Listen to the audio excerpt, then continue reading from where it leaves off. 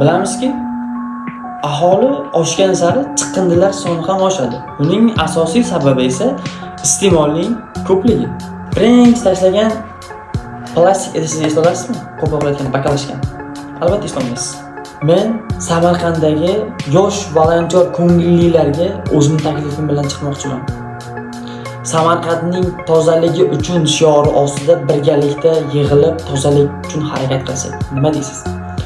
Bu challenge'im har hafta payshanba kuni bo'ladi. Kelayotgan payshanba kuni nasib bo'lsa, yoshlar bog'ida birinchi manzilimiz yoshlar bog'i bo'ladi va shu tariqa keyin yana kutaman masalan, qayerni maslahat berasizlar. Birgalikda ishlaymiz.